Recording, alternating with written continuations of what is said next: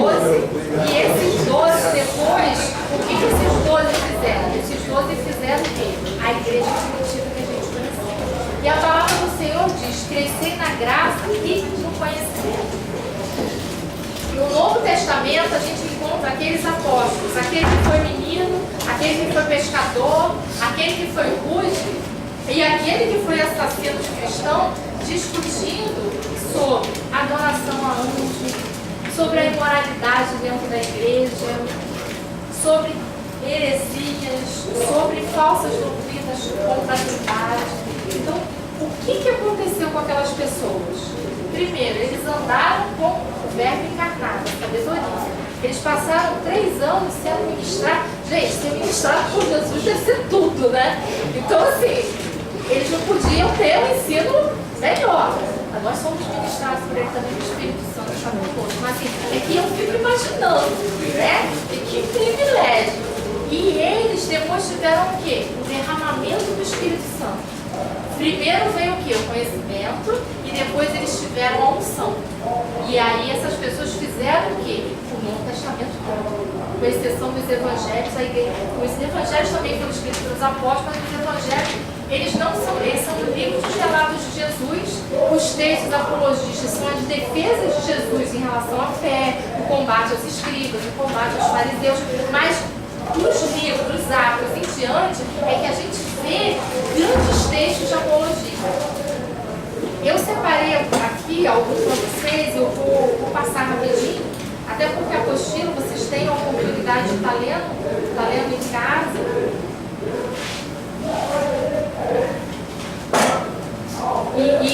Aqui está falando sobre o fato dos apologistas virem desde Abraão, como eu falei de Estevão. Eu até essa parte aqui, a gente já passou, porque quando eu li o discurso de Estevão, a gente já estava falando o quê? Os apologistas primitivos se valiam o quê? De história dos patriarcas e vinham mostrando conhecimento. Então eu passei essa parte na frente que a gente foi falando.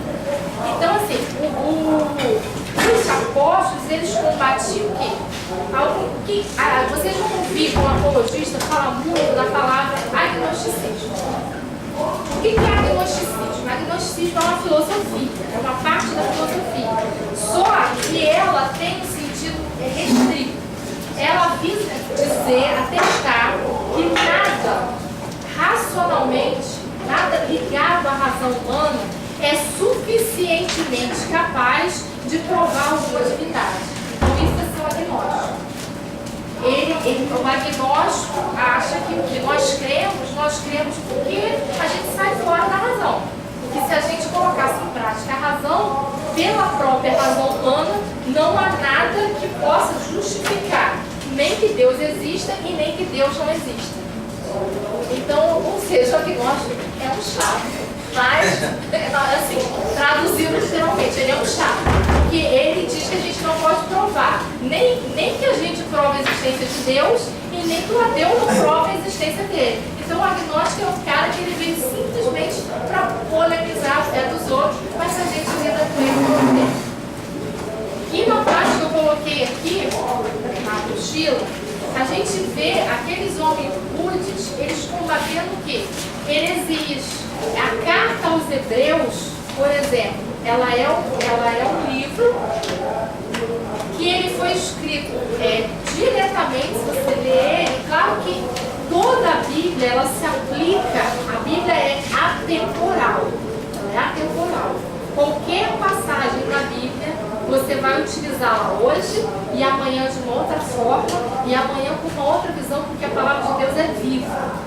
Mas se a gente pega um conteúdo histórico, que aqui a gente não está falando de pregação, aqui a gente está falando de conhecimento. Então a carta aos Hebreus, ela foi escrita para os judeus em especial. Paulo escreveu quase que muito mais, e sempre para os gentios. O autor de Hebreus, ele escreve para os judeus. E surge no meio da igreja a adoração aos anjos. Então eu também quero encorajar vocês a dar uma lidinha na carta aos Hebreus com uma visão apologista. Por quê? A gente busca a Bíblia, a gente pode ler a Bíblia de várias formas. Você pode ler a Bíblia por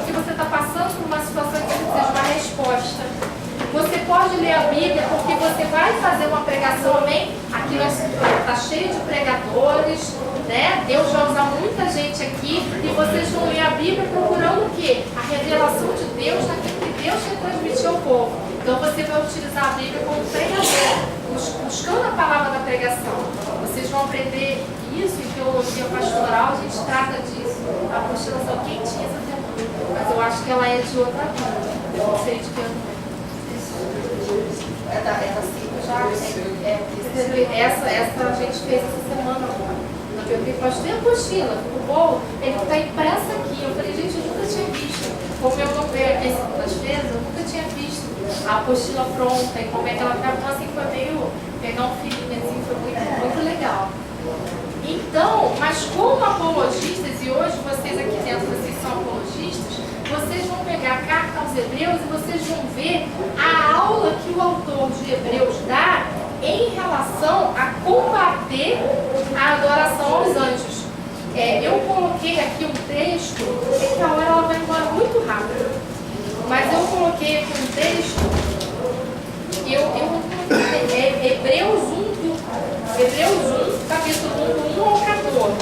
Eu vou ler só alguns pedacinhos para a gente não tomar muito tempo. Ele fala aqui, porque a qual dos anjos disse jamais tu és meu filho, hoje te gerei. E outra vez, eu lhe serei por pai e ele lhe será por filho. E o autor de Hebreus, ele vai mostrando o nível dos anjos e o nível do Filho de Deus. Para que a igreja não alimentasse, porque já estava dentro da igreja, para que ela não continuasse a alimentar a adoração pelos anjos. Aí ele fala, e qual os anjos Deus disse jamais? Assenta-te à minha destra, até que eu te ponha teus inimigos por escabelos dos teus pés. Não são porventura todos eles espíritos ministradores enviados para servir a favor daqueles que onde a salvação? Portanto, convém-nos atentar com mais diligência as coisas que já temos ouvido, para que em tempo algum nos desviemos dela. Porque se a palavra falada pelos anjos permaneceu firme, e toda transgressão e desobediência recebeu a justa retribuição, como escaparemos nós se não atentarmos para uma tão grande salvação? A qual começamos a ser anunciada pelo Senhor, foi-nos depois confirmadas pelos que ouviram. E aí que mais embaixo ele fala, porque não foi aos anjos que sujeitou o mundo futuro, estou falando, mas em certo lugar testificou alguém, que é o homem para que te lembres, ou o filho do homem para que o visites. Tu o fizeste um pouco menor que os anjos, que somos nós, mas de glória e honra coroaste, e o constituíste sobre a obra das tuas mãos. Então, no livro de Hebreus, e a gente lida muito com os esotéricos, né? Aí aquele monte de gnomo, aquele monte de fada, aquele monte de demoninho enfeitado, né? Porque o Satanás, ele tem uma categoria para cada um. Quando ele não consegue alcançar uma esfera da sociedade com uma determinada situação, ele lança uma moda nova. Né? Tem aqueles que jamais vão entrar no centro espírita, pegar um bode e cortar o pescoço. O cara tem um troço se ele ver aquilo. Então vem o kardecismo. Aí ele lança a parte chique do espiritismo, entendeu? Ali não, mas ali é um lugar de paz, é mesa branca, ali todo mundo fala manso. Eu já entrei no centro kardecista. Todo mundo calmo e tranquilo, e aquele maldito daquele filme que passou no cinema, né? Tudo muito lindo. Então a pessoa que não tem aquele sangue frio de estar numa banda aqui, sei lá, fazendo sacrifício, ali ela entra. Ali ela vê a carência dela de ter saudade de um antepassado explorado. Porque Satanás é inteligente, ele é astuto, ele é psicólogo, ele sabe que aquela pessoa perdeu um ente querido, tem saudade, não se conforma, porque não conhece Jesus, tem dificuldade de aceitar a vontade de Deus. Aí ele vem, não, mas eu vou falar com o meu irmão, não vai. Aí, como já uma parte não aceita aquilo ali, aí ele criou fadinha, gnomo, aí você passa lá no mundo verde, tá aquela torre de água, aquela fonte, cheia de coisa em volta. Então, se você tem uma pessoa, e eu, quando eu era criança, eu nasci no lar católico, eu não nasci no lar evangélico, tenho 9 anos de convertido. Eu fui ensinada quando eu ia dormir, eu fazia lá minhas 500 Ave Maria que Maria fosse, e depois eu tinha que juntar as minhas mãos e eu fazia uma oração para o anjo. Eu sei ela até hoje, irmão. Se você, eu não vou repetir, eu não vou cometer esse pecado, irmão. Mas se me pedir para repetir, eu repito ela inteira. Porque aquilo ali eu fazia todo dia. Todo dia. Eu não orava o Pai Nosso. Era uma fé canalizada errado. Quando eu ia trabalhar adolescente, eu tenho assim, um chamado forte de intercessão. E quando eu ia trabalhar adolescente, as pessoas odiavam entrar no ônibus comigo, porque eu morava em Irajá, aí eu pegava o ônibus ali no colégio, não tinha metrô, não tinha nada. Isso foi ontem, mas não tinha metrô, não tinha nada. E eu vinha para Nova Iguaçu e eu vinha fazia minha reza, né? Mas eu não falava com santo nenhum, eu falava com Deus. E todo dia eu entrava no ônibus, até eu soltar em Nova Iguaçu, eu era falando com Deus. E eu não era cristã. Aí Deus olha uma coisa dessa e fala assim, gente, eu vou arrumar uma vaga para aquela ali lá na intercessão, porque se você me conhecer. Então era uma fé mal canalizada. A hora que Deus falou assim, vem cá bater um papinho comigo, eu não vim pelo amor não, viu gente? Eu vim pela dor, como a maioria. Aí você vem no banquinho de Jeová, bate um papinho com ele e tem um encontro com Jesus, aí você começa a canalizar aquilo de uma forma diferente. Mas eu fazia oração, era o quê? Foi na quarta, foi o que eu aprendi. É ignorância, meu povo erra porque falta conhecimento.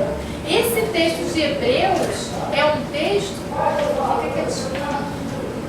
É um texto que ele vem, é muito útil para você conseguir ler para uma pessoa esotérica. Porque esse é um texto que mostra que, historicamente, a adoração, quando eles descobriram na história, o anjo, Jacó lutou com o anjo e me dá minha bênção para depois subir. Não, então eu só pedi o anjo me dar. E aquilo ali, é isso que acontece. Na verdade, as seitas, elas surgem disso. Pega uma verdade e ela é distorcida. É verdade que Jacó lutou com o anjo? Para mim, aquele anjo tem nome e sobrenome, porque não é um anjo qualquer. Mas a palavra diz o anjo do Senhor. Então, vamos ler como o anjo do Senhor. Vamos tomar no contexto exato que está ali. Aí eles começam, porque Daniel teve a visão do anjo. Então eles começaram a direcionar aquilo para a adoração de anjo. E há uma tendência muito forte nas pessoas disso, porque as pessoas têm uma necessidade de crer naquilo que é palpável. Igual o povo inseto, faz a serpente para olhar para ela, foi uma estratégia de Deus, um ato profético que Deus deu ali, e depois eles foram adorar a serpente. O povo em Hebreus, na época de Hebreus, eles estavam o quê? Eles estavam adorando aos anjos.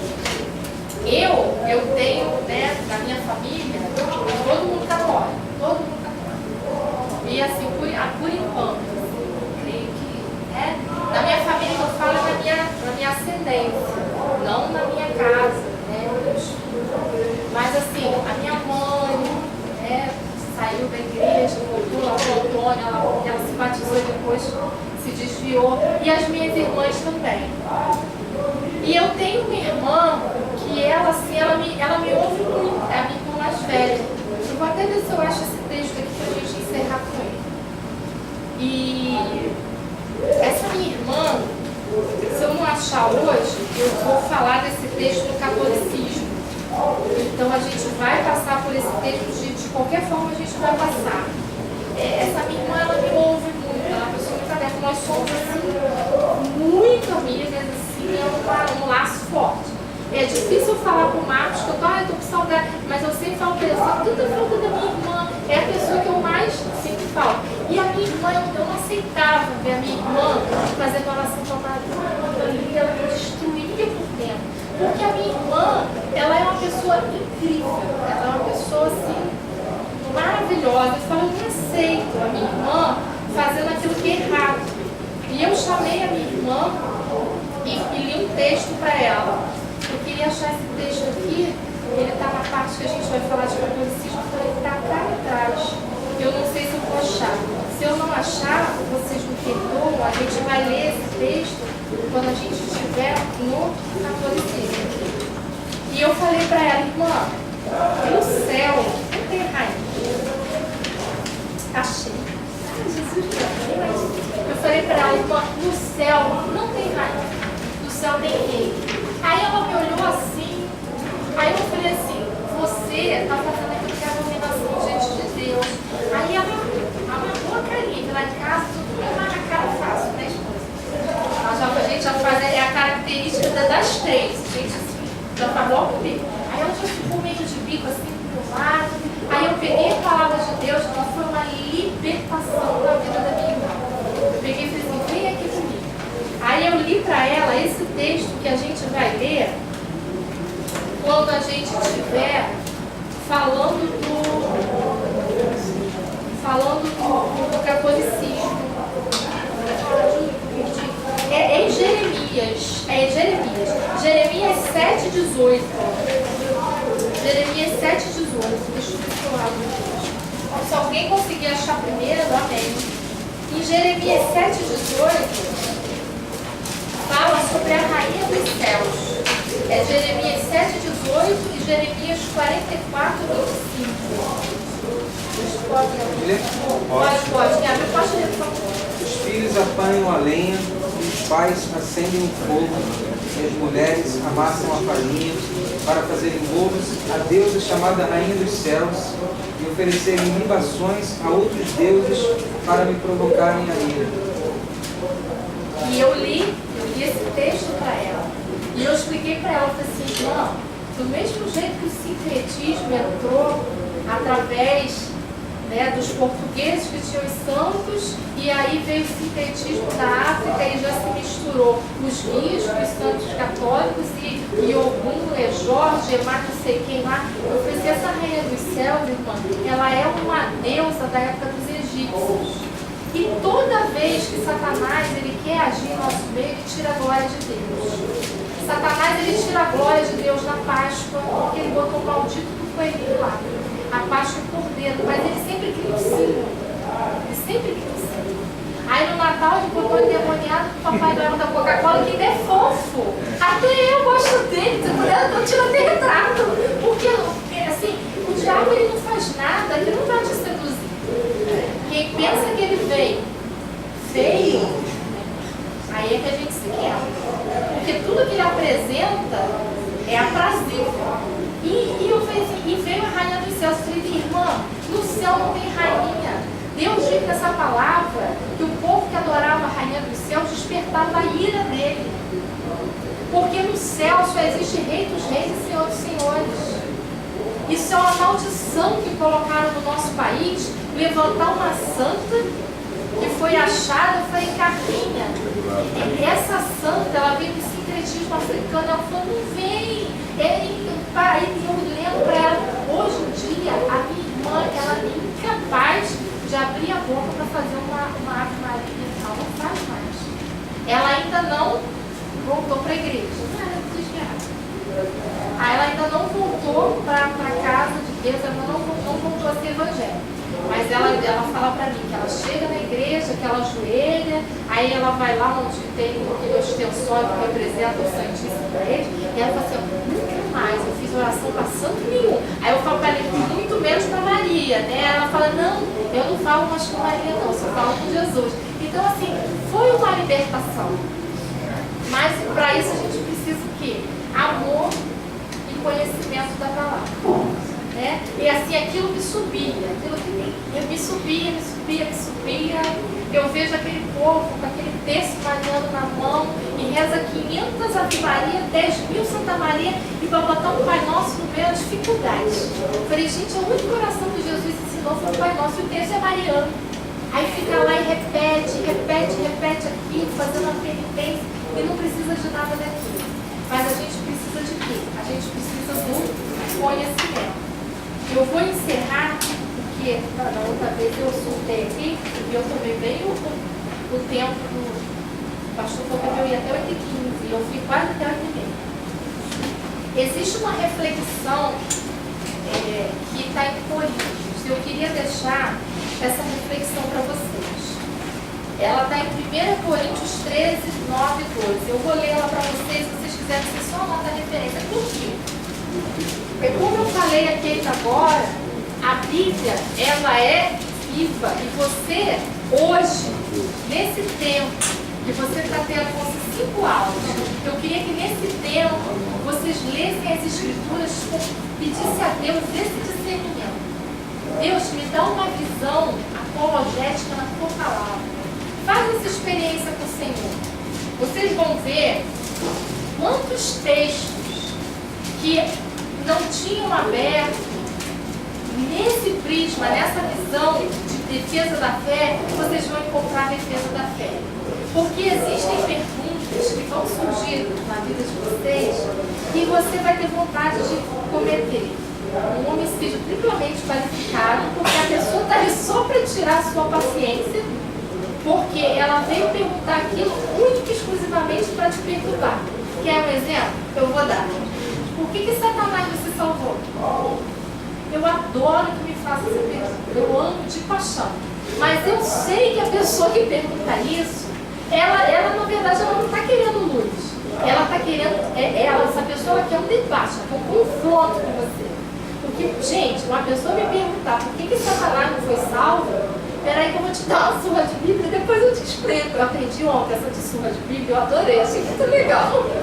Mas eu não sou violenta não, né, gente? Então, a pessoa chega e olha para você e fala assim, por que Satanás não salvou? Se Deus é bom, é esse nível que as pessoas falam. Quando chega alguém que tem sede de Deus, gente, isso é uma mão com açúcar. Porque o cara, ele quer uma esperança. Tudo que você tem que fazer é deixar o Espírito Santo te usar e ele vai conduzir. Mas tem uns que ele tira da graça que quase todo Espírito te usa se você deixar. Porque o cara te deixa treinado. Por que se Deus é bom, por que existe doença? É esse nível. A gente vai passar, o final, a aula que vem, a gente vai abordar essa situação. Porque Deus diz que Ele criou o mal. E aí? O teu Deus não é bom? Como é que Ele diz que Ele criou o mal? Você vai falar o que para o indivíduo? Ou você vai dar graça e paz e vai embora, né? Ou você vai mergulhar na Escritura para você começar a buscar em Deus essas respostas. Porque nem todas as respostas nós temos. A de Satanás eu vou responder. Assim, o que eu respondo numa situação dessa? Primeira coisa, eu e você, a gente tem carne. Nós somos tentados na nossa carne. Satanás era anjo de luz. Ele não tinha carne. Então ele não foi tentado na carne, até porque não existiam tentadores dele. Ele foi o princípio de toda a maldade. Ele teve inveja sem conhecer a inveja. Nós somos tentados por ele.